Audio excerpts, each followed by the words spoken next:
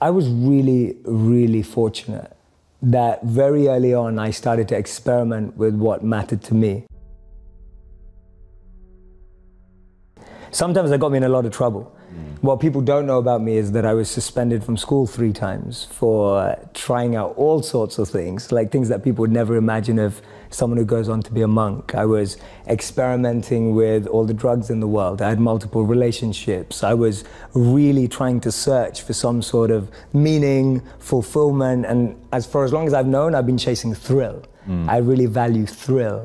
And feeling like I did not see that coming. Yeah, no, not many people do. It's very different. From 14 to 18, I was like this kid who just wanted to try new things out. And my parents' rhetoric would always be, well, make sure you get good grades. And I used to think, well, if I can be bad and get good grades, then it all works, right? Everyone's happy. So that's kind of what I did. And at 18, I was really fortunate when I met a monk. And this monk was invited to speak. And I kind of just went because one of my friends forced me to. At that time, I was listening to CEOs and entrepreneurs and business people and marketers who I thought that's what I was aspiring to be like. And then I hear this monk. And he captivated me like no one had ever captivated me before. It was like staring at the most beautiful woman on the planet. You know, I was completely fixated on him and his message. And that is the beginning, without me going into too much detail before we probe, that was the beginning of what changed me.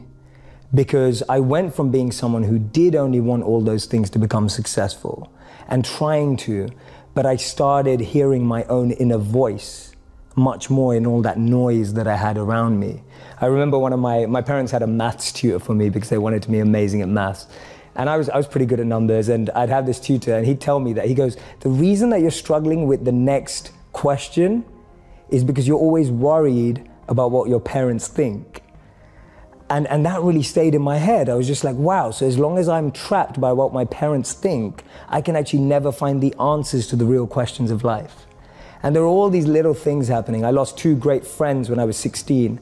One girl died in a car accident. One guy died because he was involved in drugs and violence. That made me rethink everything.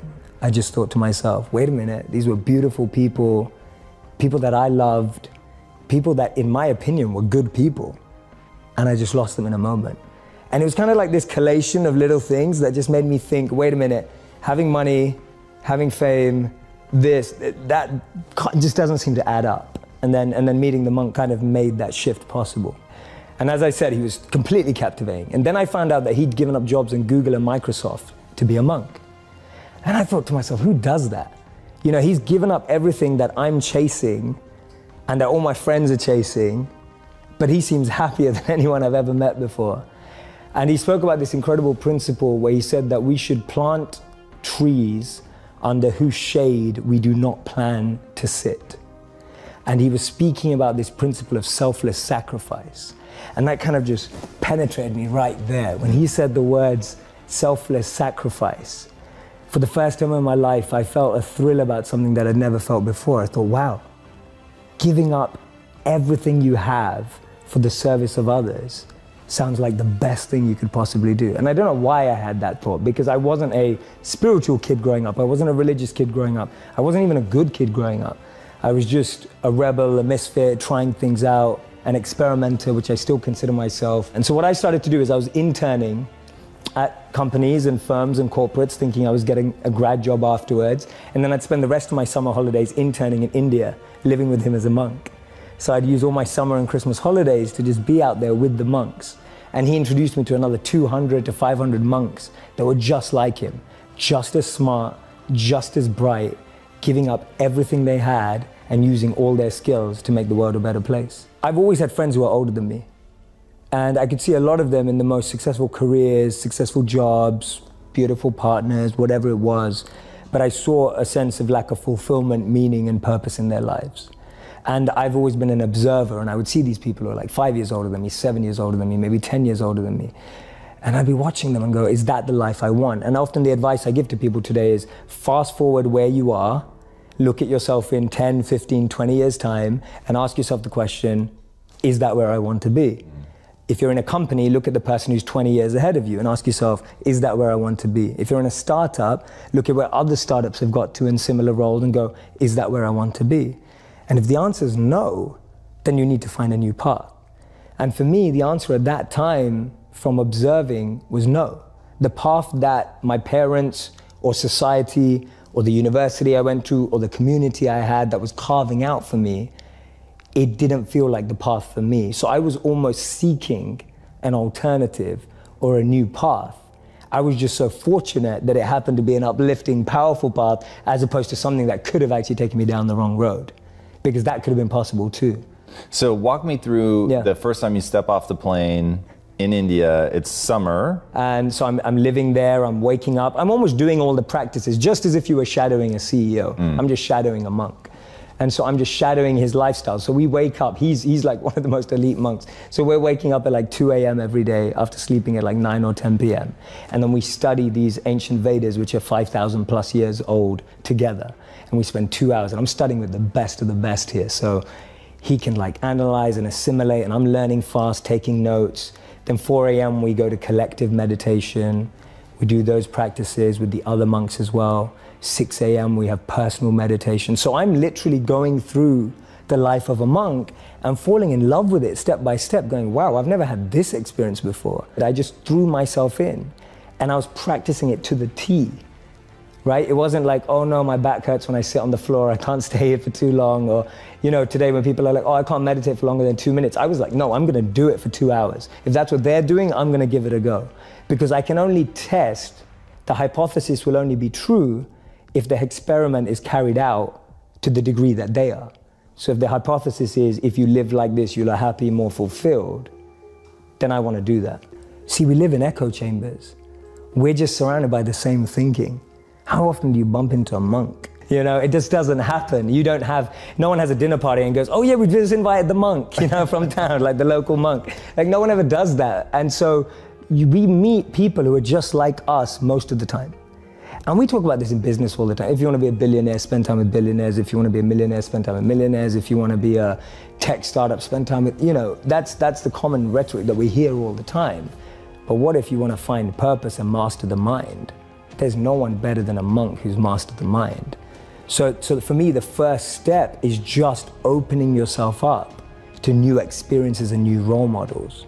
Because most of us can't see ourselves in people, so then we try and fit ourselves into the boxes that we do see. And I mean, there's this beautiful quote that I've been saying it everywhere, and I wish I wrote it, but I didn't. So it's by a philosopher and writer named Cooley. And he said that today, I'm not what I think I am. I'm not what you think I am. I am what I think you think I am. Right? And just let that blow your mind for a moment. It's so powerful. I'm not what I think I am. I'm not what you think I am. I am what I think you think I am. So we live in this perception of a perception of ourselves. Hence, my identity is made by what my parents think I should be. My identity is made up by what my college or university thinks I should achieve. While you're living in that bubble and that echo chamber, getting to what you really want to do is impossible. Because maybe that just doesn't fit. And I think so many people feel that way today, that they don't fit into the current education system. They don't fit with the 3 or 4 or 5 careers that you're taught exist. So that process of self-excavation and actualization first requires being exposed. You can't be what you can't see. If I never saw a monk, I would never have wanted to be a monk. If I never meet a billionaire, I wouldn't want to be one, because I wouldn't know what that feels like. I don't know what it looks like. I don't know what it takes. And I think that's the biggest challenge of our society, that we're not exposed. So that's the first step, being exposed to unique experiences and role models. Second step is finding that experience or role model that you're passionate about, and exactly like you said, taking it seriously. Shadow them, network with them, spend time with them, observe them, even from afar. It takes that observation, being addicted to observing that person's lifestyle. And then the third step is going yes or no. Does that work for me? Not everyone who's going to go off and become a monk is going to feel like the way I did, and that's cool. But not everyone is going to go and follow and shadow a billionaire and go, that's exactly the lifestyle I want. They may want the result, but do they want the hard work that goes with it? And so for me, that's the third step. It's observing, focusing, shadowing, getting as close to the process of that individual, and then going yes or no. Do I want that process? Not do I want the result. The greatest power is to be self-controlled, to be able to train the mind and energy to focus it exactly where you want it and when you want it to be. You are completely detached and undeterred from external ups and downs. You're able to navigate anything that seems tough, challenging, fun, excitement, with the same amount of being equipoised and balanced and equanimity, without being too excited in pleasure or being too depressed in pain. But knowing how to navigate every situation, to me, that's great strength and great power.